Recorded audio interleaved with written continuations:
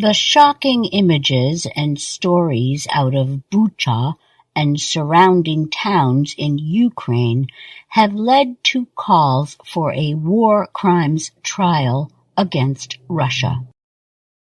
Ukraine President Volodymyr Zelensky told the United Nations Security Council on Tuesday that it was the most terrible war crime since World War II. He said the Russian military killed civilians just for their pleasures. He accused them of shooting men in the back of their heads and raping and killing women in front of their children.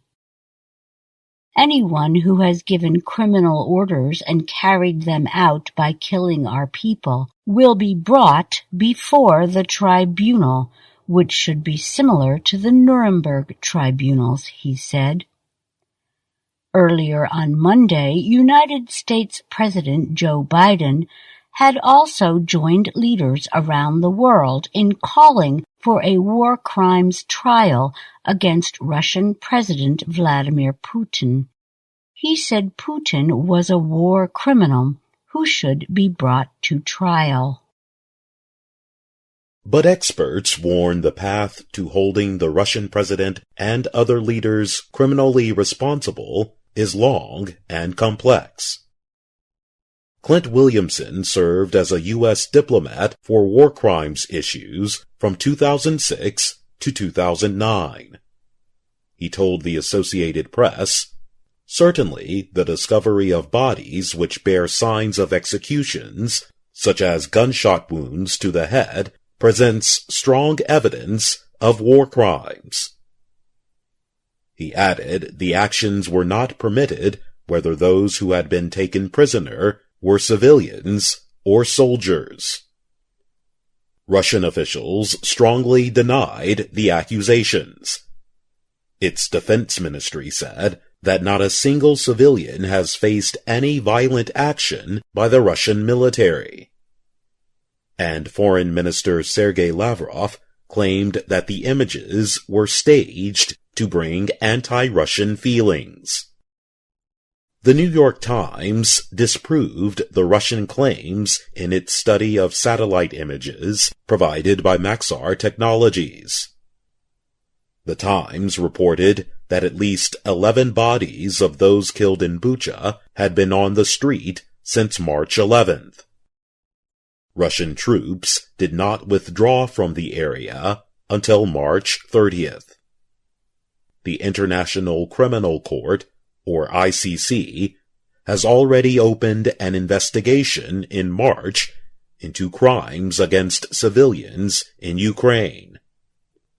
The investigation came after Russian airstrikes hit a hospital for children and pregnant women in Mariupol.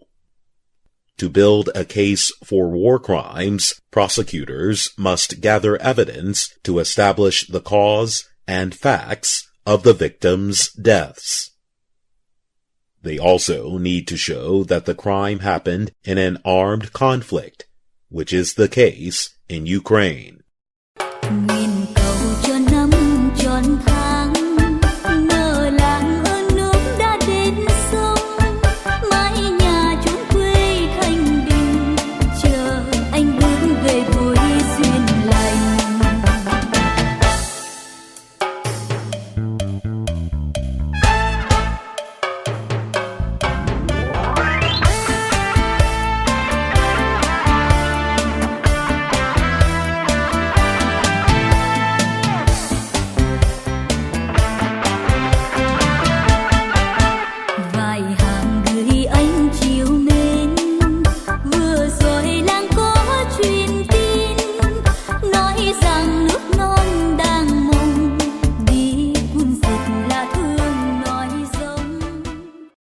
Then comes the more difficult work of establishing who is responsible for the crimes.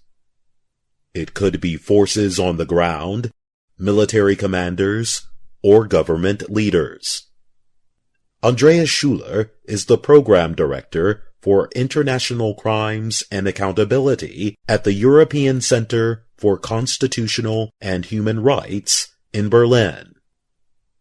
He said prosecutors need to look into the chain of command and establish a link to the evidence.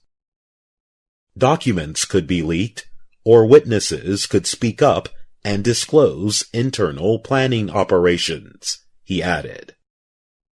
Building a case against Putin and other Russian leaders will be more difficult. You've got to prove that they knew, or they could have known, or should have known, said Philippe Sands. He is a British lawyer and professor at University College, London. He warned there is a risk that the trials will involve mid-level people without reaching the top leaders. An easier path would be to charge Russian leaders for the crime of aggression, which is the act of launching a war without cause against another country. However, the ICC has no jurisdiction over Russia for the crime of aggression because Russia, like the U.S., has not agreed to the treaty. Russia could also veto any attempt in the UN Security Council to bring the case to the ICC.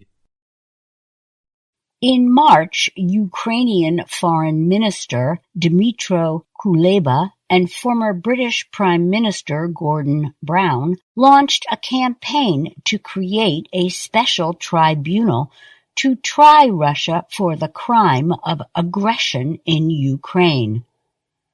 The tribunal will need the backing of an international group like the UN or a collection of nations. For example, after World War II, the Nuremberg Tribunal was established by the U.S., Britain, France, and the former Soviet Union to try Nazi leaders. Alex Batesmith served as a UN prosecutor in Kosovo and Cambodia and is now teaching at the University of Leeds Law School. He said the evidence against Russia is very strong. But, he added, there's no way on earth Putin will surrender to the ICC or be arrested and brought to the ICC. Last month, ICC prosecutors sought to arrest 3 Russian generals for possible war crimes in the 2008 war against neighboring Georgia. They have not surrendered so far. I'm Susan Shand. And I'm Jonathan Evans.